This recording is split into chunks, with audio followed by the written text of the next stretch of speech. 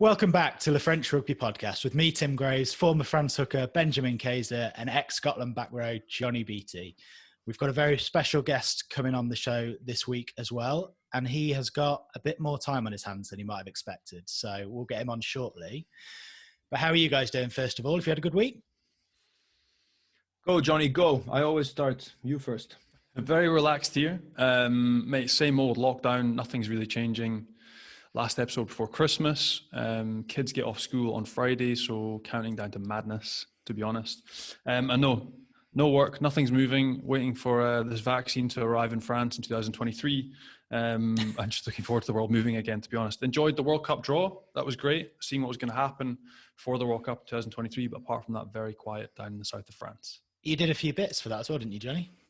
Yeah, it was good for World Rugby. They asked me to do a little bits and bobs. Also did a bit of singing of La Marseillaise with a few different faces, which was great fun for the World Cup promo. So no, it was really nice to be part of it.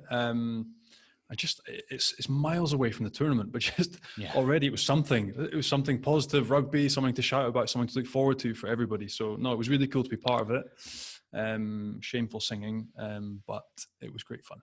I was going to say, who had the best and worst voice, and where did you rank, Johnny, in the singing? I was dreadful. I would say Greg Laidlaw I was quite impressed by him.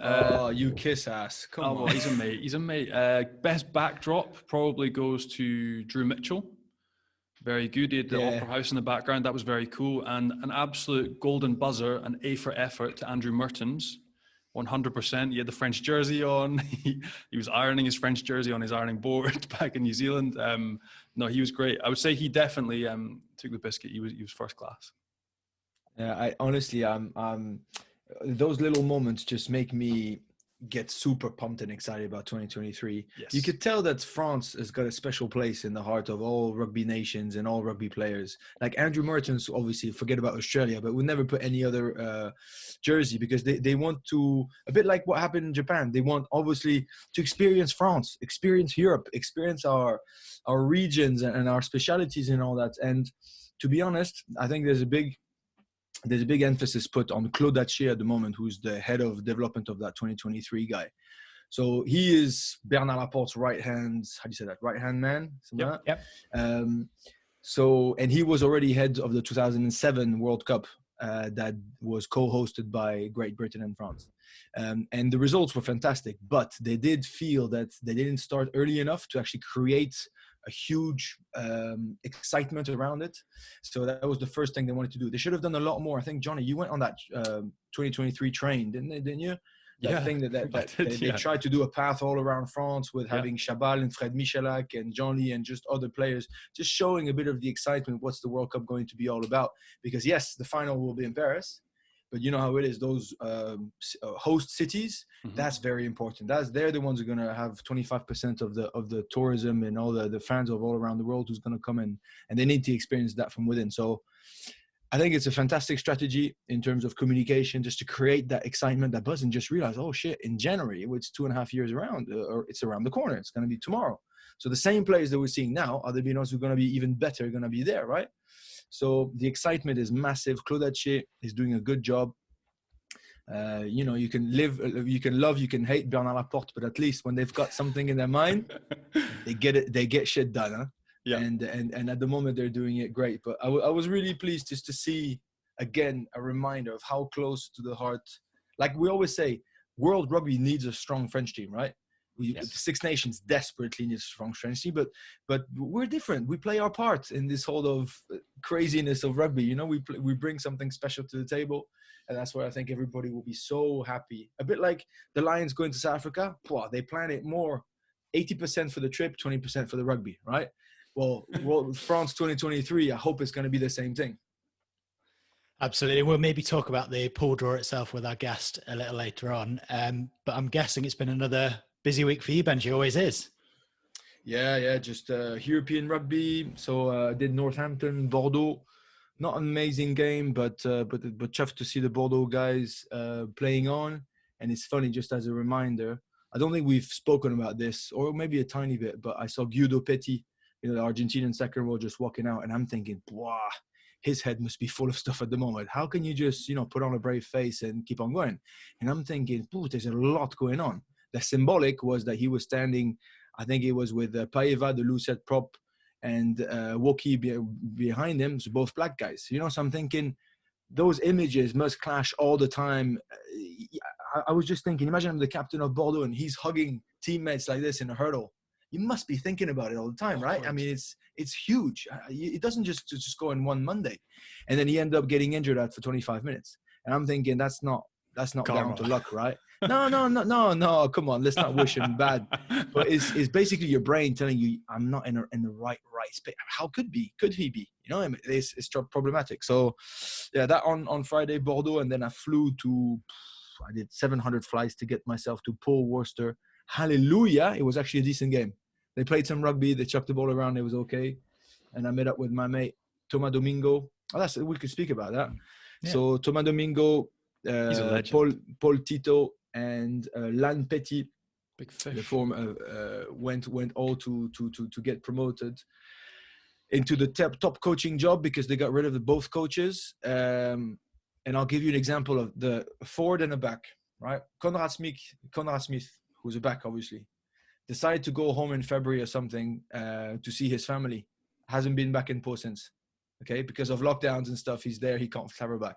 Paul Tito, who's a lineouts coach, sent his family back in February.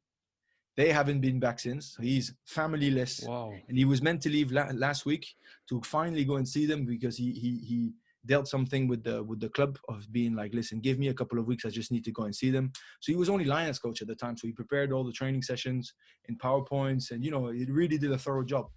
I think he's about to catch a taxi to go to the airport, and then the president calls him like, "Cancel your ticket, mate. We just sacked the head coach, so you're not lineouts coach anymore. You're like head coach bis or whatever." Wow. And so I saw him at the game. I don't even know him really well. Like we shook hands a few times and stuff. He's lovely. Well, to be honest, most Kiwis are, right?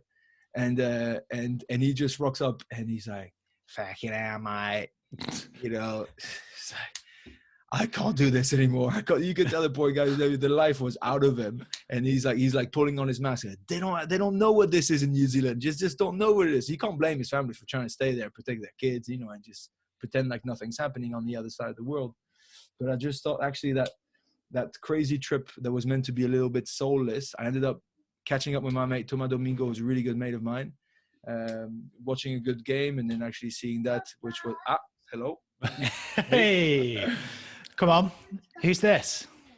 Go on. So this is the reality of COVID. No more school. Yeah, absolutely. And this is Alaska. She's 3 years old. Don't be fooled by the doll face. She's a freaking torpedo.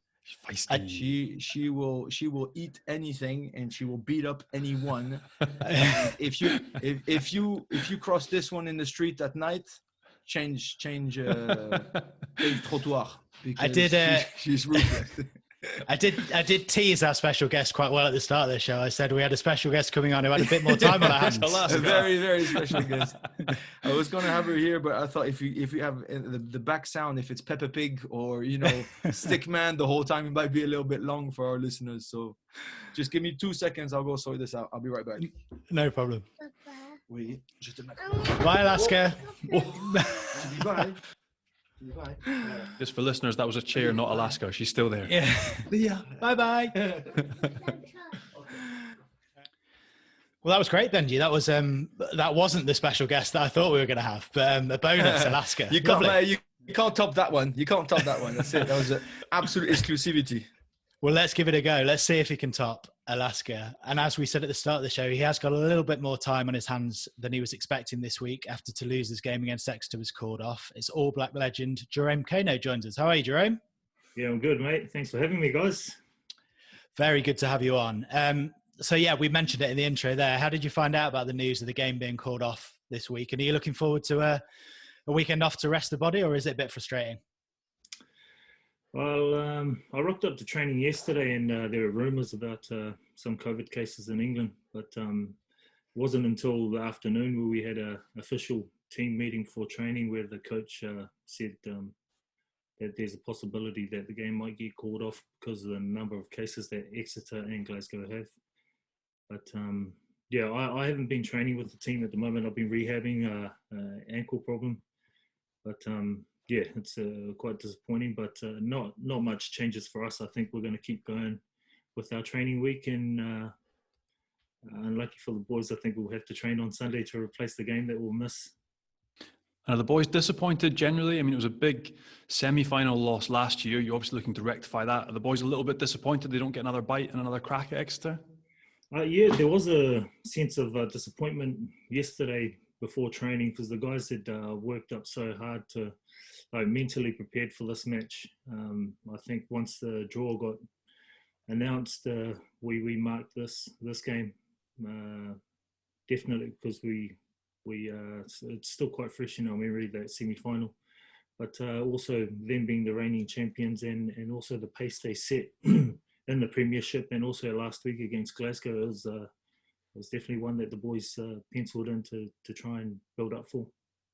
You mentioned, Johnny, that semi-finals. I was there in Exeter. I commentated that game. And I remember the lead up that week, you guys were getting super pissed off about basically the sort of the COVID treatment. I remember, I think some sort of escort waited for you at the airport, and then you got taken to a hotel to be in a bubble. I mean, I know for a fact that the Exeter boys were having coffee in the morning because I saw some. They were clearly not in the bubble. So, and then when you got to the stadium, they were going to put you in some sort of other changing room because they said that the 2-meter distance was not being respected. I was like, the boys are going to smash the shit out of each other for 80 minutes in about half an hour. What's the point of not having them sitting next to each other? That for me does not click. But just to tell you, in this podcast, we try to basically set the reality of what French rugby is. And you've been there for a while, so I think you understand now. A big motivation, and I know for a fact, especially in Toulouse, that's sort of the Guinoves legacy. They use that frustration and that pissed offness as a fuel to get ready for a game. Obviously, you got cut in the middle because the game is now pulled out. But did you feel that fuel, the energy that Mola was like, remember what they did to us? Remember what those British did to us? Remember what Exeter did? You mentioned, the pace and how good they are on the field. Okay, that's fair enough. But then there's also a lot more to it. It's like, remember how they treated us? They made us wait. That embarrassment. It's all about respect, right? Yeah, there's a lot of things that add the way we use to prepare, and that's one of them. The frustration in terms of the COVID restrictions and how we had to wear masks and film our trainings to send through to get clearance to travel. But yeah, there are a lot of those things that the coaches and the club implemented to try and motivate us for the game. But we knew they were always going to be hard because in the Premiership and also European Cup in the past, they've always been there or thereabouts. The top performers. So for us, we're under no illusions how hard it was going to be. But I'm sure the coaches just wanted to add that extra fuel to the fire to make sure that we're extra motivated. Some extra spice. And have you had any communication? Have the coaches mentioned or the management said, look, we'll meet these guys again further down the track? Are you going to be awarded points? Have you had any communication as to what the point situation will be? Is the match forfeit by Exeter, therefore you're going to get the full whack and a bonus? Or how does it work for you guys, I'm not 100% sure about this, but I went in this morning and did some rehab, and we had our COVID tests. I think we have to all test negative for us to get full points. Really? And if not, if we do come with cases, then obviously both teams were void, so we have to split the points and it would end up being a draw. So that's what I'm hearing, and I also read a couple of articles this morning which states that as well, but not 100% sure. Haven't heard it from anywhere official yet, but I hear it a lot, so there must be some weight to it. Yeah, I think there's an EPCR meeting as well that's been convened to discuss it. But I think you're right. If you all test negative, you could be in for a full 5-point haul, and if you get the points, then you're set up nicely, aren't you, for the rest of the campaign? Yeah, no, it would. No, we're not going to say no to 5 points. But then again, we're mentally prepared for this match, and being at home, that would have given us extra comfort as well to be able to be at our to prepare our own way in our own backyard and be at our own stadium to take on the champions. But yeah, that's people's health at the paramount at the moment. And you mentioned you're recovering from injury, Jerome. How is that going? And at the age of, if you don't mind me saying, 37, it's tough going in Europe, isn't it? It's relentless, week in, week out. Yeah, mate, it's been a bit frustrating. I think I was due to play a couple of weeks ago with where they assessed the injury, but it just hasn't settled down as fast as I would like. Maybe 10 years ago, I would have did my ankle and been running around playing touch a week later, but body's getting a bit older and it's taking a little bit longer to recover. But I'm feeling good at the moment. This week's the intensity in my training, my rehab training is just bumped up a bit. So hopefully I'll be ready by next week. Is it fair to say, Jerome, that the fact that you're playing so well and playing a lot of minutes and stuff is also down to sort of the atmosphere that's within the team and within the boys? So I know obviously I'm good mates with Ais Toyava, who's a super good mate of yours, and he's told me that you were mind blown about the team spirit and of those youngsters, of what they're showing and stuff. Because let's face it, you have nothing to prove, you have nothing to lose. You only have to basically enjoy yourself and enjoy your rugby. Yes, you came after Thierry Dusautoir, who's not so bad as a sort of number 6 legacy, but even him was saying that he was blown away by. I mean, I saw you play lock, I saw you play full-on minutes non-stop. You could have, just say, listen, my body's not ready for this. You need to pace me, whatever. And Ice was telling me that it's because you connected so well with all those youngsters in that team, and you appreciate their passion, their commitment. Obviously, you guys won the title 18 months ago. But is it fair to say that it's playing a lot in the fact of how much you're enjoying your time on the pitch? Yeah, 100%. When I arrived, you're right, I was blown away at the talent and the potential that these younger boys have here in Toulouse. But also looking around at the top 14 all around the country. They're these guys at 18, 19, 20, just when they get the opportunity, they just don't care. They just want to have a go. They just want to play rugby. And for me, being around that every day here in the team environment, it gives me a bit of enthusiasm because, one, I don't want to drag the chain in the team, and I don't want to show my age, but also it just reminds me that all I need to do is just go out there and do what I love to do, and that's just express myself and not worry about my age or how long I've been around. It's just to go out there and enjoy it, and that's what these younger boys do, and they do add a bit of enthusiasm to my everyday training life. But that's one side. And also we got guys that the same age as me as well that are killing it over here. Sergio Parisse is, for me, he's the form number 8 in the competition at the moment. And he's been doing it for years. So seeing guys like that definitely gives me a bit of comfort that I can still perform and get out there and do it. And also I'm playing with Joe Tekori as well. He's... he's with me, and mate, that guy's a machine. I think in the last year and a half, he hasn't missed the training, and he never gets injured.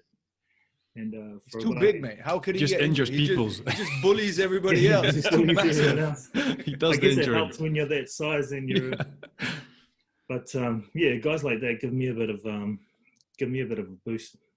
I want to ask you a bit more about Joe, because Joe's got a wonderful reputation in France as sort of being the sort of figurehead and a sort of father figure and a boy that brings culturally and team spirit loads out of the team in terms of organizing, being a sort of figurehead. Everyone looks towards him, gets behind him. What kind of stuff does Joe bring? Because there's all this sort of myth around him. He was at Cast as well before. He's a legend there as well. What does he bring on the off-field sense to everyday training, and as the months go by, that he managed to spark people and get people up all the time? Yeah, he's definitely the chief here at Toulouse. The boys would do anything for him. But what he does on the field, that's one thing. But I think his major impact is how he brings the boys together. He's always trying to make social events for the guys, and he's always in the group chat, just making sure that everyone's okay. And if the boys want to add anything to the daily program, or just making sure that the guys are connected to the way we want to do things in the team culture. And for us, that's huge, having someone like that who's been around and has connections, to the foreign boys, and also speaks French as well. He's been around in France for a while. It helps a lot. and it definitely adds to our team culture, which is awesome. I've heard a few stories off the field as well. Is he among the best, if not the best, drinker you've ever played with, Joe? 100% the best drinker I've ever met in my life. I've been around some massive drinkers, but yeah, Joe's definitely probably he's at the top of the mountain. I've never met anyone like that, and I can't seem to be able to be around long enough to see him drunk. That's the problem. Do you want to know what the biggest recognition for being a good drinker is? I think he's probably one of the guys that got called up for the British Babas the most in the last 10 years. I think he played about 6 times with him, and when he doesn't play, he still gets asked to come just to be around the boys. Yes. He is an absolute machine. He's the guy that will go out until 9 o'clock in the morning. He'll still have whatever, a stereo sitting on his shoulder, jump in the bus, and he'll still deliver decent training. That's just he is. Just to add something to what you said, there's obviously, like you said, he's the cement, the glue, and I was lucky enough to play a year with him in Castres. I think what he did also is also down to his family, because him and his wife Helen, they just opened their house to you. Yeah. So it's one thing, because my wife is English, Jerome, and basically coming to France, I guess it's a bit like you. It's easy for you to connect with the boys. You see them nonstop every day. You get 40 mates after 2 weeks. You know, it's pretty easy. But the wives is a different story. And what they did is that they just opened their house. They're like, listen, kids, friends, wives, just come. Everybody enjoy, have a great time together. And let's face it, Castres was not my best season. Castres is not, it's not Toulouse, it's not Paris, it's not London. But my wife loved it just because of the connections that we had with those people. And it was very, very much family orientated. And I was 99% Joe and 1% Chris Massoe, maybe. But the rest was Joe. It's a dangerous combination, but yeah, you're right. I think the reason why the boys connect so well is because they know that the partners are taken care of, and Helen's a huge part of that. Joe and Helen do loads with the families and everything, and that gives us comfort to be able to just go to training or travel on away trips and know that our families and our partners are taken care of with having someone like Helen there. No, it's great. And just going through that integration into French life when you moved over, Jerome, how hard was it at first? Obviously, it helps having someone like Joe there, but the language, the culture, the rugby, everything rolled into one. How hard was it to kind of get used to? Oh, hard wouldn't even be in the sentence. I've enjoyed every single bit of it. For me, it was an easy transition. I've travelled to France enough to know what to expect, but arriving here in Toulouse and settling in, it just exceeded my expectations. It was so easy to get along with the guys. I think the hardest thing for me is just the language. I'm getting lessons and everything, but I'm not grasping it as fast as I want to, but I'm at the stage where I can understand a French conversation. It's just getting my vocab to a point where I can reply and get the confidence. But in terms of everything else, the club environment, even around in Toulouse, the town, the neighbours, everything's just been great. My family love it. My wife loves it, and would love to settle here as long as possible. Awesome. And had you always had a desire to play rugby in France? Like, you'd obviously played you're in the World Cup over here, you had some games, you played against the French national team, you had loads of mates that were over here, but when you were playing in black and when you were back home playing Super Rugby, had you always looked forward and seen yourself playing here, or was it something that arrived out of the blue? How did it happen for you? No, I'd since 2011, I'd always been in talks with Toulouse, just with the connections that I had with my friends that had played here. I had Luke McAllister, who's a very close friend of mine who played here for a while, Corey Flynn. I was pretty close to coming after the 2011 World Cup, but I had a young family then, and I still thought that I could add a little bit. So I decided to go to Japan instead of coming to France,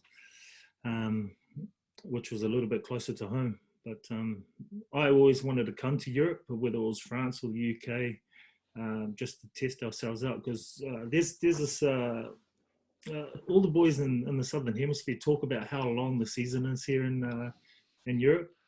And also the weather plays a big part in those conversations. But coming over here, yeah, it's a long season, but you do get a lot of breaks, and it's I think the games that you experience with the crowds and everything, that adds to the enjoyment, and it doesn't seem as long as it is.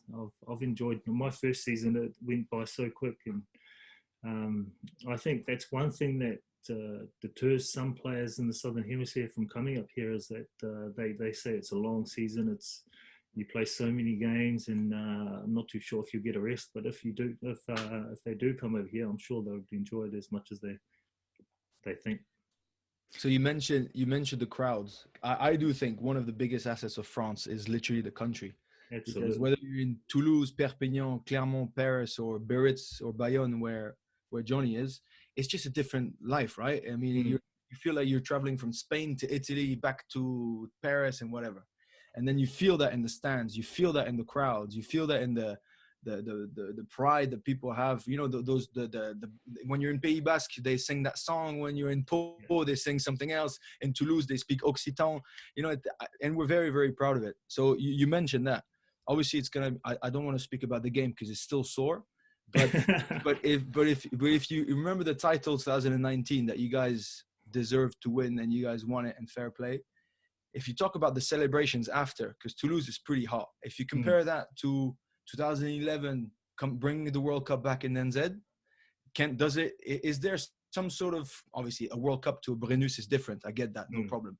But the passion is so huge in Toulouse. I'm sure that you were blown away by the reception of the fans, right?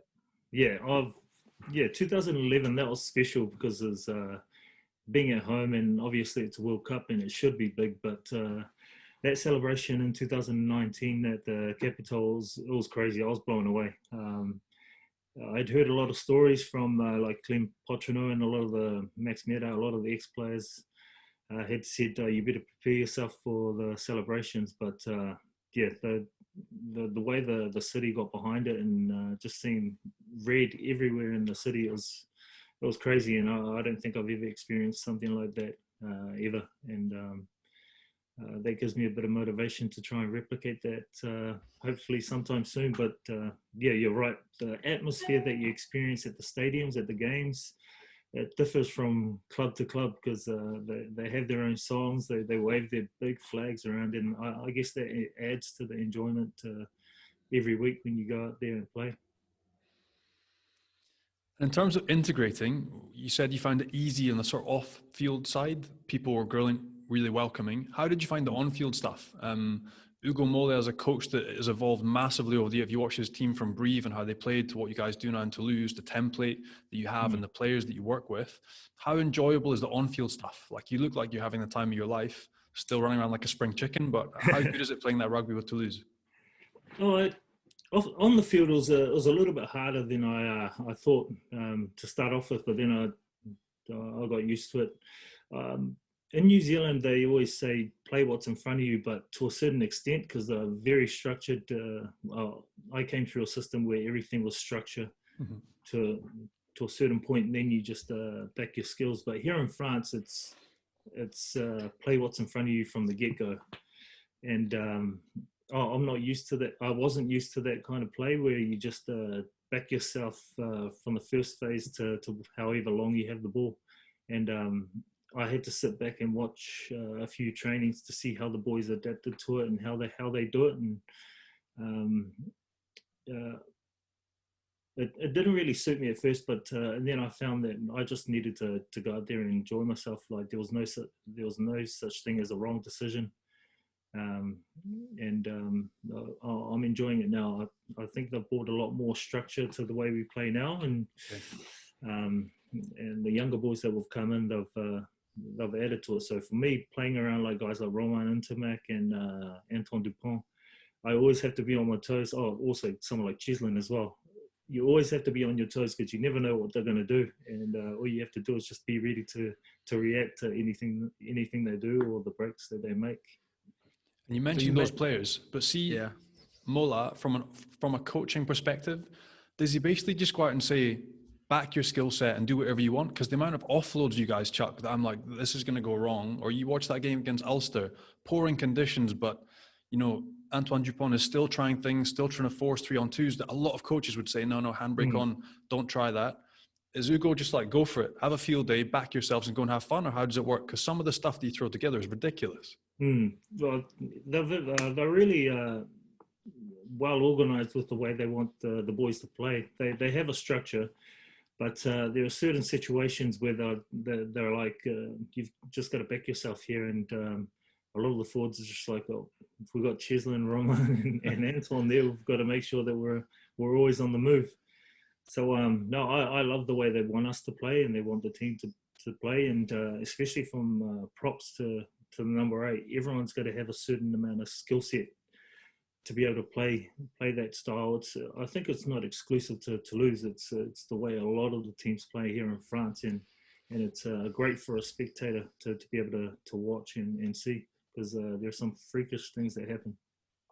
You mentioned Dupont and Ntamak. I was one of the first guys to be like, let's take a step down with Dupont. Give him time, to actually learn the trade. Phenomenal athlete, incredible player. But number 9 is more than that, right? He's got to have the strategic kicking game. He's got to have a bit of a clearer head on things. At the moment, even a shit kick, he'll just jump, gather it, and then step somebody and score, right? So he's doing my head in, because he's basically performing on any situation. I have to admit, in the last 6 months, I think the both of them, especially Ntamak also, they've really reached a level that I think is pretty awesome. I mean, they're delivering on international stage. They're connecting better. I don't know if you saw the France-Ireland game, the last Six Nations game, and I thought Ntamak had his best game under the blue jersey. Really did everything. He really had a bit of everything. So again, I don't want to rub them again, because they have enough good press, but they're not going to listen to this. So you can slag them if you want, or you can praise them if you want. But honestly, like, bottom of your heart, how good do you think they are compared to 9s and 10s? And you've seen some pretty decent 9s and 10s in your career. How good can they be, or are they at the moment? I think Antoine Dupont's the best halfback in the world at the moment. The way he's been performing the last year and a half, like where everyone says, cut that, it's enough. We've heard enough. Like, everyone compares him to Aaron Smith, and I think they're two totally different players. Yeah. But just the amount of rugby that Antoine's had, and each time he goes up there, he's there or thereabouts to play out the match every game, and the standard he's held. But Aaron's been playing well as well. But I think that Antoine's been the best halfback in the world the last year. But where they can go from here, I reckon they could both be best in the world in the next 5 or 6 years. Roman, he's still got a lot of movement to go, but he's playing awesome rugby at the moment. So both young guys, but definitely mature heads on their shoulders, which is quite encouraging to where they could take their potential. We've obviously just seen the pool draw for the 2023 World Cup. Both of them are going to be figging. So Ntamak and Dupont are going to be 9 and 10, hopefully, for that French team in 2023. Have you had much banter in the dressing room now that you know there's going to be another French-New Zealand clash? How's that going in the changing room? And what do you make of that clash? So I've been saying the past few months, I would love to see Toto Dupont go up against Aaron Smith. I think that's the clash everybody wants to see, and everybody loves the history between the two teams as well. The clashes you've had at World Cups in quarters and in finals, they've been amazing to watch. So have you had any back and forth in the change room? What's been said? And are the New Zealand public a little bit worried about coming up against France in France? No, there hasn't been much banter in the change room. But, I don't believe you. I could guarantee you that there will be a bit of spice to the next New Zealand French encounter. I see that they might be touring here next year, November, which will be interesting. But yeah, we're always worried every time we come up against France in a World Cup, whether it's pool stages or even knockout stages, because we've got a history of getting knocked out or getting beaten by the French at World Cups. But I think it's going to be an interesting one. Playing France in France is a totally different story, and with the history that we have at World Cups, I'm sure the French public are going to get behind it, and it's not going to be easy for for both sides. But yeah, both teams have a lot of time to prepare, and there's a lot of rugby to be played before then. But I think the mental warfare until then, it's just gonna ramp up every time. You just crashed in my basically in my rankings, because you bluntly lied to us to say that you were worried to play against France in 2015 World Cup and the quarterfinal. That's not true, mate. You guys whipped our ass, 60 points. We were knocked out of the park by a way better team. Or maybe actually you're being super humble and modest, but that's the reason why you whipped our ass, because you took it very seriously. I tell you, for us to put in that performance, it was a week of a lot of soul searching, a lot of looking back at past games, and the trainings that week were pretty ruthless. So we wouldn't have put a performance in like that if we weren't worried. So we had to make sure that we're on our game, otherwise history would have repeated itself. On a side note, I think it's actually the best draw for France you can have, because that guarantees you of not playing the ABs in the quarters. And I played the 2015 World Cup where we had Ireland, and basically we knew that in the pool stages, either you were going to play Ireland, either you're going to play Argentina. And everybody was praying not to play the ABs of that last game, basically. And we lost, close loss against Ireland. So for 2023, if you want to beat the best, you're going to have, you're going to have to beat the best at some point. That's no problem. Yeah. But the quarterfinals is different. You still have 2 games to play. It's a bit different. So I think it's actually a very, very good draw for the French. And it might be the opening game, right? So that will launch the World Cup sky high. It's good actually for both teams. The ABs want to win it. Well, they'll know actually if they can really deliver something or not. France want to win it. Well, that's challenge. That we're one of the best teams in the world, and actually get there. So I do think actually it's a great draw for both teams. I've played in Paris on an end-of-year tour, and it's quite intimidating having the crowd getting behind you and getting behind the French team. But to play here in France in a World Cup game, I think that atmosphere is just going to ramp up. It's going to be quite an intimidating place to play. And talking about the All Blacks, Jerome, and your massive history with them and the young French talent in Toulouse and France at the moment, is there anything that you've brought to Toulouse in terms of either the culture off the field or on the field from the All Blacks and from New Zealand that you can kind of give us an insight into? I don't think I've added too much. I think for me, my sole focus was to make sure that I perform well before I implement anything into the team. I think I've worked more with the coaches and in terms of scheduling.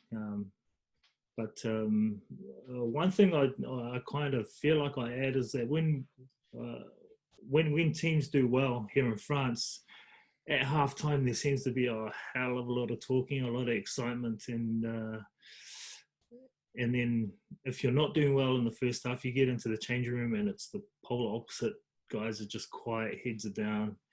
And I think for us, more experienced guys in the squad is just to find that balance, whether you're not going well or you are doing well, just to keep a medium, making sure that everyone's got to process it in that period, at that halftime period. Because even though you're doing well, you get in there and there's a lot of noise. You seem to skip past the things that you need to improve on, that you need to do. But also, if you're not doing well and you get in there and it's quiet, guys seem to drop their heads and you don't go out there and do what you need to do. Hang on, we've got a special guest again. He's back. Both special guests on at the same time. Alaska, have you got a question for Jerome? I think she would ask if he's got the chocolate cake or something. That's the only question she would ask. But if I can add something, I think what you guys brought. I'm a huge. This is a different story. I would love to sit down with you and chat about this for hours. But I'm a huge believer in culture, values, interested in leadership and all that. And I know for a fact that you guys, the ABs, have really put a lot of time and effort into transforming the ABs from within. Can I ask my question? And so one thing that you have brought to your team definitely is that humility and swiping the sheds. Clermont, we started doing it because we copied the ABs 100%. I'm not afraid of saying it, but I think it's a fantastic statement to say, listen, this is how we're going to lead. We're going to be humble enough, hungry enough, curious enough, and let's work. And that's what Ice told me. Let's work on being better people before we work on being better players. And that resonated strong, like very, very strong in me. And I do think that that's what you guys bring when you come from the Southern Hemisphere with your past and your CV and all that. Without knowing it, you bring who you are. And I think that's your main contribution to Toulouse. It's just who you are as a bloke, how you behave and stuff. Then the pitch is one thing, but how you behave off the pitch and with the boys, I think that's your biggest contribution. Oh, cool. It's pretty cool to hear it from you. Yeah, I think a lot of the players. I don't know where the All Blacks got it from. I think we got Sweep the Sheds from somewhere. But I was blown away by when we come here in France. The players get a lot more than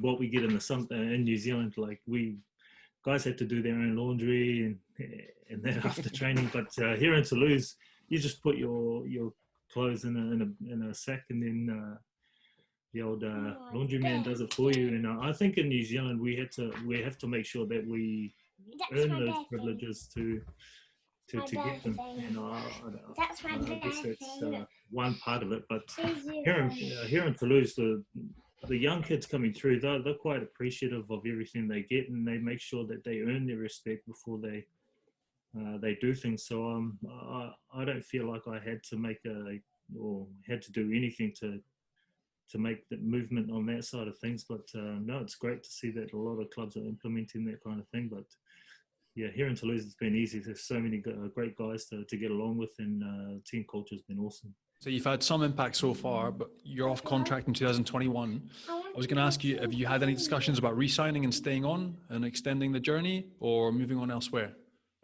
No, I'm done playing after this year. When you know it's time, and I'm just going to enjoy as much as what's left of the season in terms of playing. But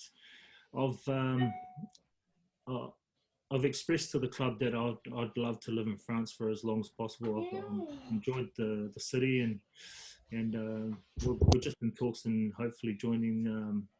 I'd love to work with the academy here in Toulouse with the Esquires, and the game's given me so much. So it's I'd love to be able to somehow give back to the game that's given me so many opportunities, and hopefully I can pass on some of the knowledge that I've learned throughout my journey. That's great to hear. And awesome. You mentioned already that you've been working with the coaches, and perhaps that's where you've added more already. We had Joe Tekori on before, and he was saying when he first arrived in France, the coaching level was maybe not where it needed to be, and it was maybe at the kind of level he'd experienced at under 20s in New Zealand. Obviously, in recent years, it's moved on more. But just wonder what you've made of the coaching, particularly. You've given us an insight kind of so far into it's more heads up rugby.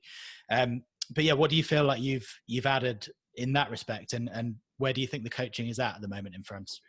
When I first came, I thought the coaching was at a high level. It was quite awesome. It's quite different to New Zealand, because New Zealand coaches have their different style, and everyone adapts to their style. But also, it's the ideas are quite similar in New Zealand, because how the All Blacks play is how majority of the Super Rugby teams play and how they're coached.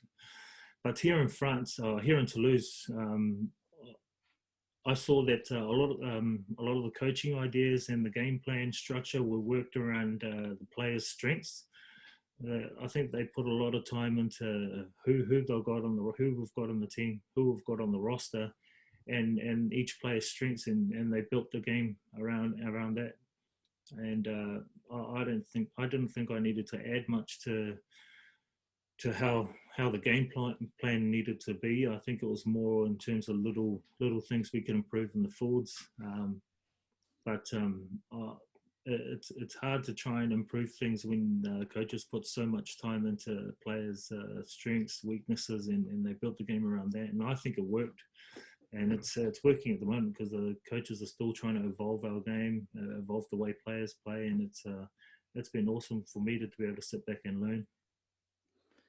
And you've obviously come over to the top 14 and had a massive impact. Why do you think we don't see more French players go over and play in Super Rugby maybe? And is that something you'd like to see more of? Is that something you could maybe encourage a few of them to go over there without flogging Toulouse's players to the Southern Hemisphere? Yeah, it'll be great. I think it's for a young player, it's always great to get as many experiences as possible, and likewise the other way for Super Rugby players to come over here and experience the style of rugby over here. Because for me, if I came over earlier, I would have been blown away. Just the crowds, the style of rugby, and the life that you live. But for a young player here in France, I don't see why not to be able to go and experience Super Rugby and learn a different culture and learn a different style of rugby. I think it would only benefit them in terms of not only just the rugby side, but in life. Definitely. I mean, I would have loved to see some guys and experience it from inside. I thought you were going to answer that it's actually hard for provinces or Super Rugby franchises to take on foreign players if they're not eligible for the ABs. But if it's possible, then that would be amazing. I mean, you're very well connected, obviously, with the Blues and that. What's the name of the Harlequin Center?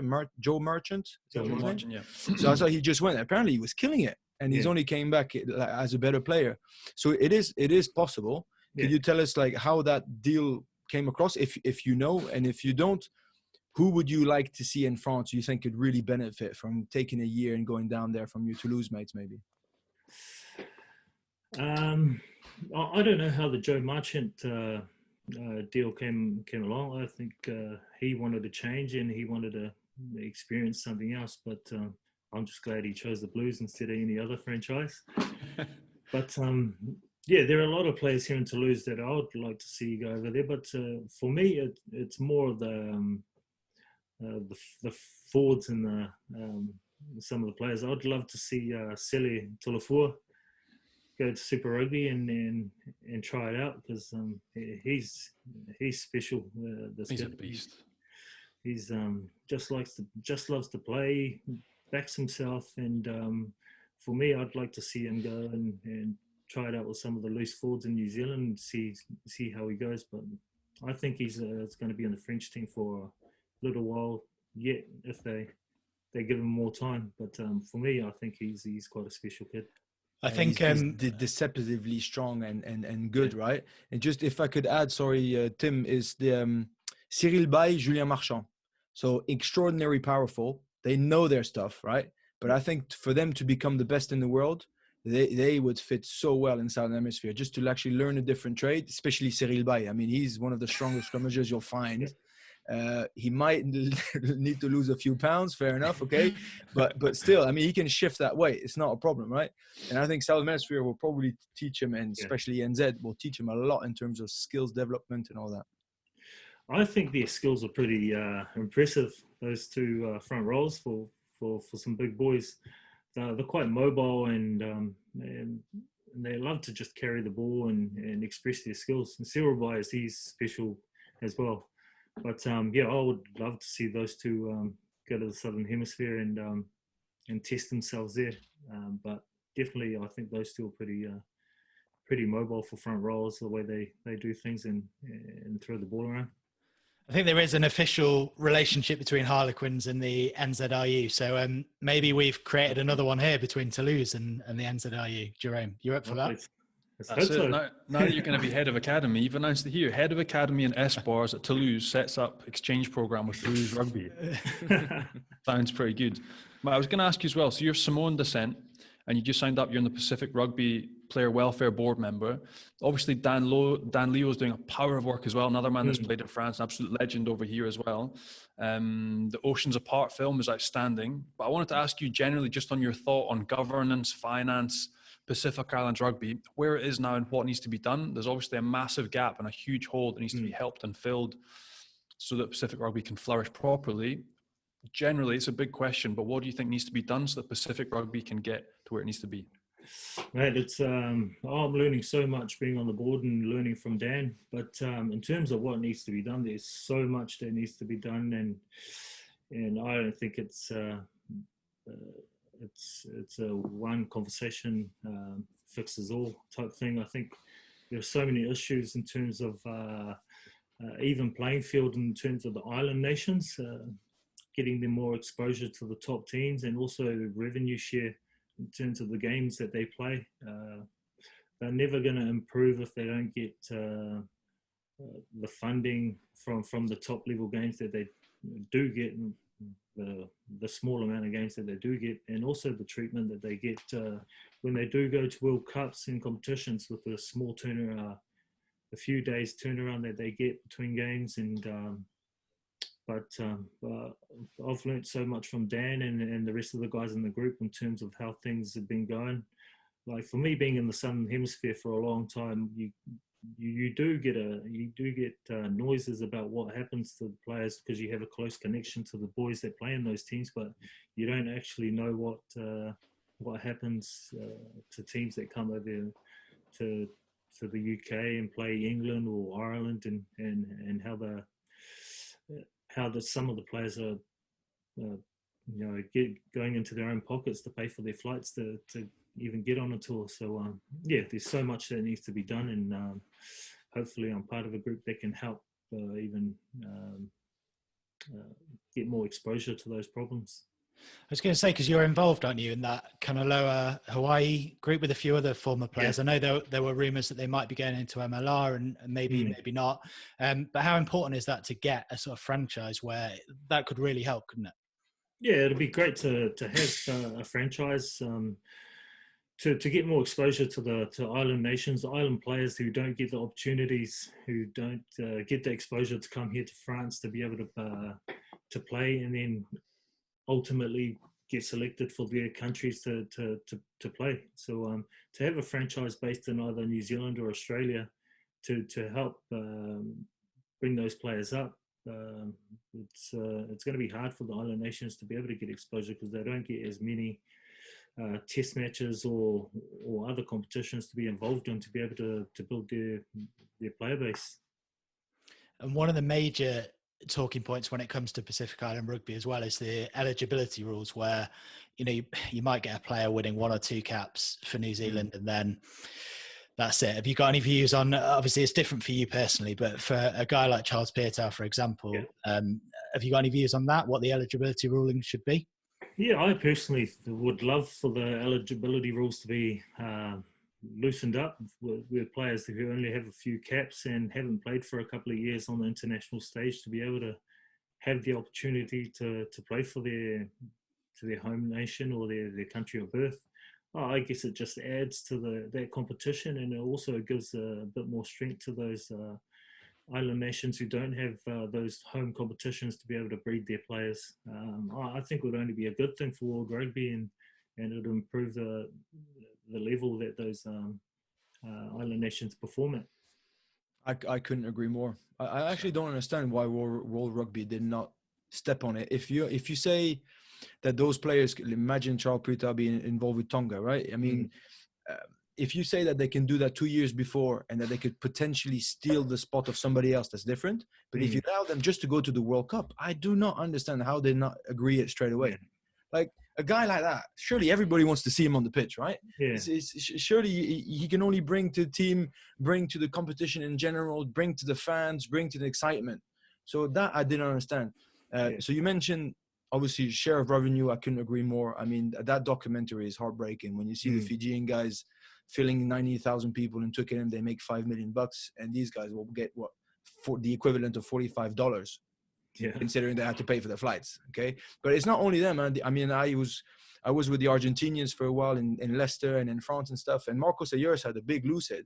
He used to get, I think it was £1,800 per week missed by Leicester, and then he would get a bonus of $450. So it used to cost him $1,000 every time he went to play for Argentina. And they would cry before the anthems, and they would cry after. They're super passionate. So it was a matter of heart more than anything. But to bring it to the club level. There's a lot of young Islanders or South Africans or just international players that come to play in France. Do you reckon there's enough of a setup to? I don't know why. Maybe it's I'm putting people in categories, but I just feel that we've sucked on the youth and the talent of Fijian rugby in France for a long time, and those guys can come and be completely disconnected to the way of life in Europe.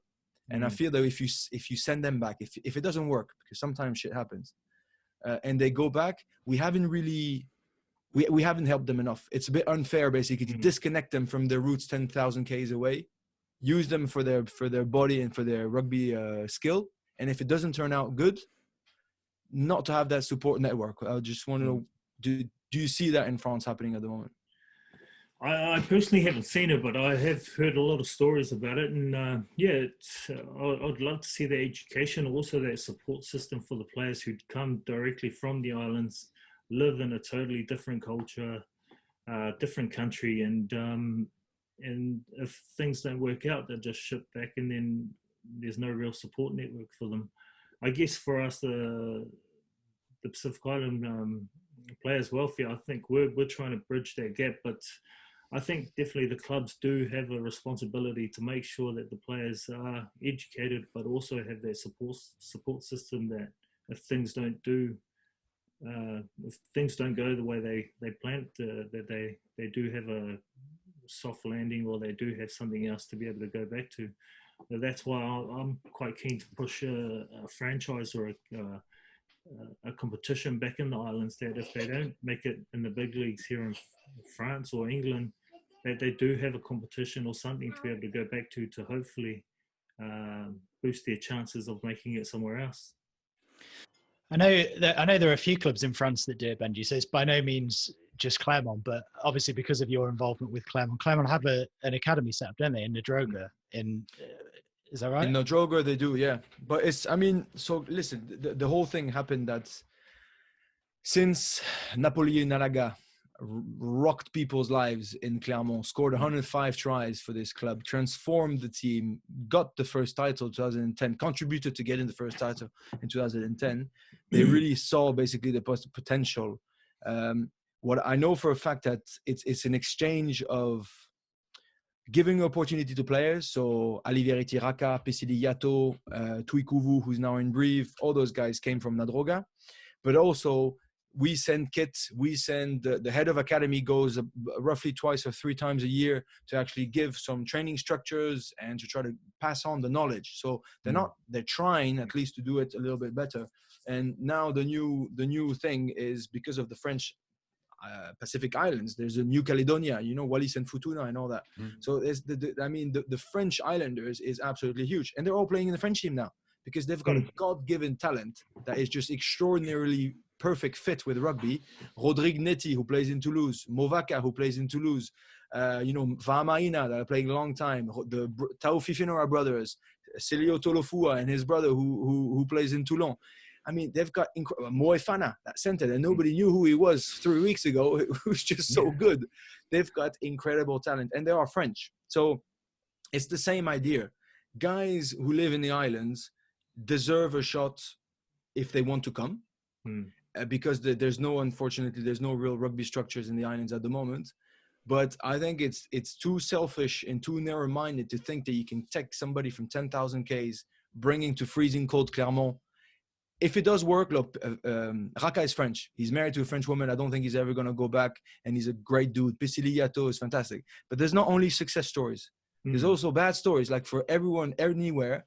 And I just feel that they need to give back. Like you said, a support system. I think you've touched something important, maybe education. They can come. It could be a failure in rugby, but it could be a success in terms of a degree or an exam or something that they can learn while they're over here, and bring it back for them. Something given to them for the rest of their lives. Yeah, 100%.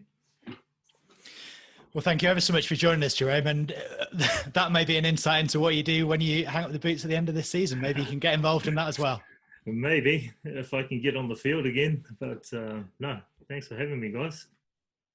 Pleasure. Absolute pleasure. Thank you very much. Cheers, guys.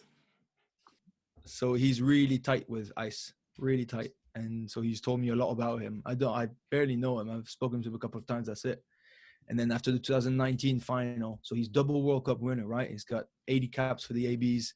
I've never spoken to him. He's the first Toulouse guy. There was a Toulouse guy who was about to congratulate them to win the Brennus and stuff just after the final. And it was my last final game. And he pushed the guy away. He's like, somebody was going to jump on him. He pushed him away. And I saw he pushed somebody else, and he came to see me. He's like, congratulations on an amazing career. And he really took the time, to actually thank me, and I don't know him, and I think, shit, he's a big dude. You know, he's a proper legend, if you know what I mean. I didn't mean big dude as physically. Obviously, he's a big He fella. is like a cupboard as well. He's massive. Of course but he yeah, is. he's a Of nice course guy. he is. But I thought, he's a genuinely top dude.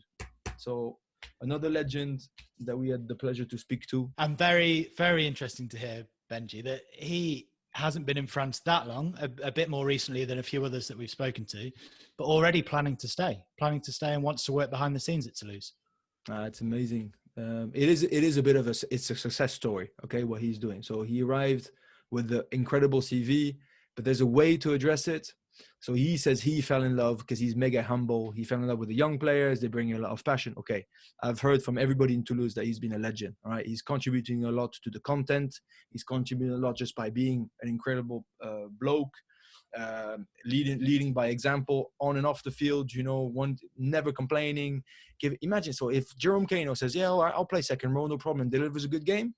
That means all the youngsters next to her, they're like, oh shit, I better roll my sleeves up and contribute to the team, you know? And that's how he leads. So it's been a success story, I think, and so Toulouse are trying to give back as much. When somebody gives as much, you want to give back. So it is absolutely delightful to hear him speak so positively and to feel that him and his family could see themselves stay. It's a very fantastic testament for Toulouse and for France in general. It was really interesting as well that he said that not that they've been tapping him, but they'd been in conversations since 2011. So they had their man. They knew that he was the way, because everyone knows, like, rugby's a small world. You know the guy's incredible. You know what he does on the pitch. Get into him, try and get him over. They've done so. But now for Toulouse, if they do get him to stay, be head of academy or defensive role or something, can you imagine the young kids coming up getting to work with him? Yeah, That's your head of your centre formation is Jerome Kaino, World Cup winner, 80 caps for the ABs, absolute legend, amazing bloke. I mean, it's incredible for the club, an absolutely huge steal for the club. But, you know, they worked really hard at it. They did, so fair play. Since 2011, working hard, grinding, trying to get him over. Imagine Luke McAllister and them's Tialata will all be in his ear as well. You know, come on, it's an amazing place. But wonderful for those kids if they get him to have as their inspirational leader and a guy that can lead their trainings. I mean, that would be incredible for them. So wonderful for Toulouse, for the club. Absolutely brilliant to have Jerome on. He wasn't in action for Toulouse at the weekend when they beat Ulster. But a great win for Toulouse and a great win for the French clubs in general. 7 of the 8 in the Champions Cup won, and all 4 of those away from home. So I just want to ask you generally, because we're all about dispelling myths, as you say, Benji. Can we put that one to bed finally now that French clubs don't travel well? Can no one ever say that again? Absolutely. But to be honest and to be fair to people, it's a recent thing, right? It hasn't always been the case. But the teams who want to take on European rugby, Toulouse, Racing, Clermont, Bordeaux, La Rochelle potentially, they know that's the way to do it. So it's also learning from your mistakes, being open-minded, and just adapting to the competition. But I'm sure you're going to ask me about Clermont Bristol. I was absolutely delighted. Big achievement. So Bristol without Radradra, okay, is maybe not the same Bristol, fair enough. And I think Pat Lam will be fuming because he said that he was angry against the Fijian squad for playing him 80 minutes when I think he had a dead leg or a bad knee that then pulled him out of the game. Okay, fair enough, but still huge performance. 50 points.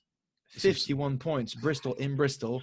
That is big. Matsushima is just unstoppable. Wait, don't skip past Matsushima. He's proving you wrong a little bit, isn't he, Benji? I have to admit. I completely have to admit. I had my doubts, and he's just delivering.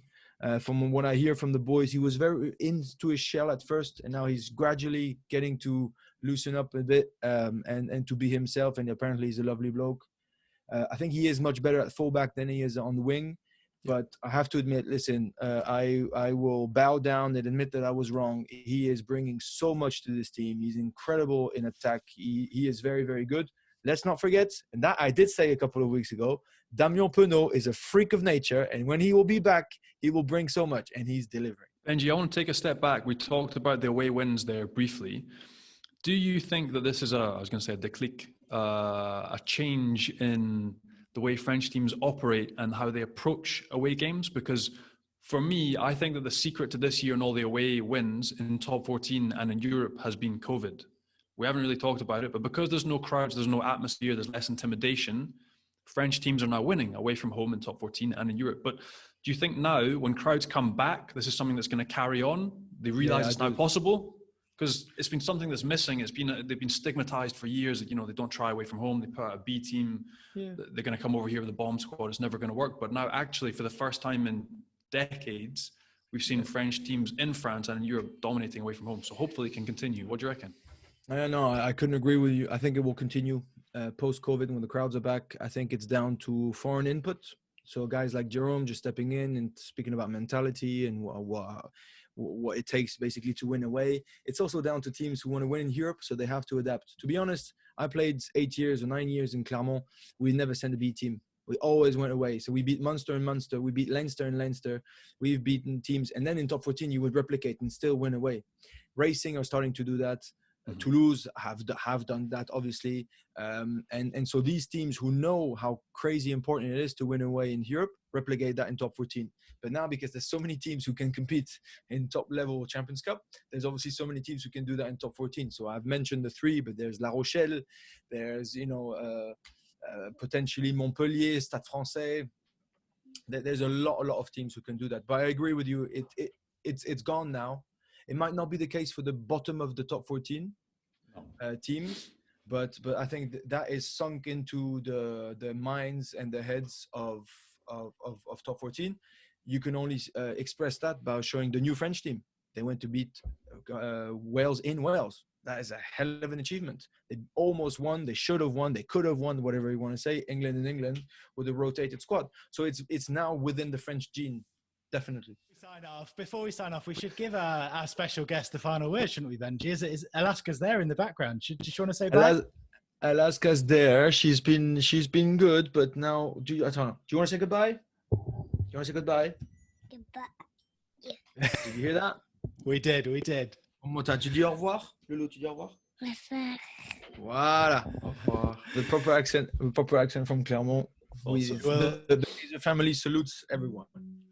We will let you go and have some quality time with Alaska. Thanks very much, Benji. Thanks, Johnny. Thanks, Jerome. And a massive thanks to our second special guest, Alaska. Cheers, guys. Thanks to everyone for listening as well. And make sure you hit subscribe, leave us a review if you can. And we'll be back with another episode after Christmas, won't we? Having a bit of a break. And Merry Christmas to everyone. Joyeux Noël. Yeah. Merry Christmas, guys. Have a good one.